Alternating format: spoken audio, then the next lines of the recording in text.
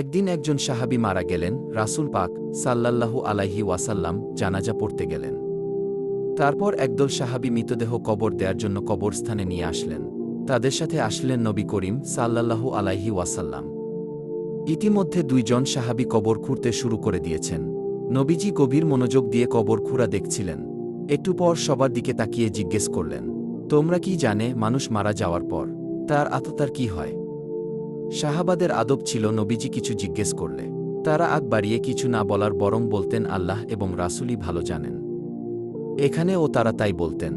তখন নবীজি বললেন, শোনো, যখন মানুষ একেবারেই মৃত্যুশয্যায় তখন সে ফেরেশতাকে দেখে ভয় পায়। কিন্তু যে বিশ্বাসী ও ভালো মানুষ তাকে মৃত্যুর ফেরেশতা হাসি মুখে সালাম দেন, তাকে অভয় দেন এবং মাথার পাশে এসে ধীরে ও যত্ন করে বসেন। তারপর মৃতপ্রায় মানুষটির দিকে তাকিয়ে বলেন, হে পবিত্র আত্মা, তুমি তোমার পালনকর্তার ক্ষমা ও ভালোবাসা গ্রহণ করো এবং এই দেহ থেকে বের হয়ে আসো।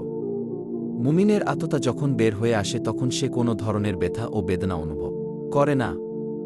নবী করিম সাল্লাল্লাহু আরেকটু ভালো করে উদাহরণ দিয়ে বললেন, মনে করো একটি পানির জগ কানায় কানায় পূর্ণ হয়ে যাওয়ার পর উপর থেকে এক ফোঁটা পানি যেমন নিঃশব্দে নিচে নেমে আসে, তেমনি তার আত্মা ও তার দেহ থেকে নির্বে বের হয়ে আসে। সেই সময় অন্য দুইজন ফেরেশতা বেহেশতে থেকে খুব সুগন্ধি মাখানো একটা নরম সুতার সাদা চাদর নিয়ে আসেন এবং তারা আত্মাটিকে সেই চাদরে আবৃত করে আকাশের দিকে নিয়ে যান। তারা যখন আকাশে পৌঁছান তখন অন্য ফেরেশতারা সেই আত্মাটিকে দেখার জন্য এগিয়ে আসেন।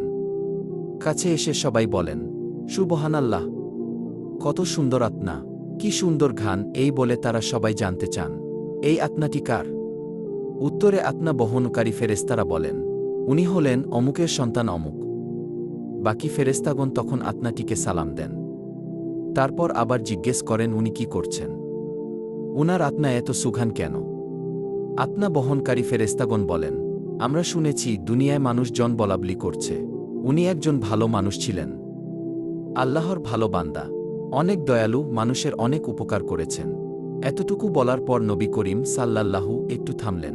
তারপর সবার দিকে ভালো করে দৃষ্টি দিয়ে উনার কণ্ঠটা একটু বাড়িয়ে বললেন, এই কারণেই বলছি, সাবধান, তোমরা কিন্তু মানুষের সাথে কখনো খারাপ ব্যবহার করবে না।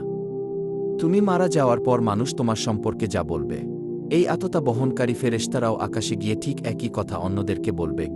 কি সুন্দর শিক্ষা দিলেন মহানবী সাল্লাল্লাহু! আমাদেরও এই শিক্ষায় শিক্ষিত হয়ে সবার সাথে ভালো ব্যবহার করতে হবে, দয়াবান হতে হবে। কারো সাথে খারাপ আচরণ, ঝগড়া বিবাদ করা যাবে না। তাহলে আল্লাহ রাব্বুল আলামিন আমাদের উপর সন্তুষ্ট হবেন এবং আখিরাতে উত্তম প্রতিদান দান করবেন। আল্লাহ আমাদের সবাইকে ভালো মানুষ হওয়ার তৌফিক দান করুন, আমিন।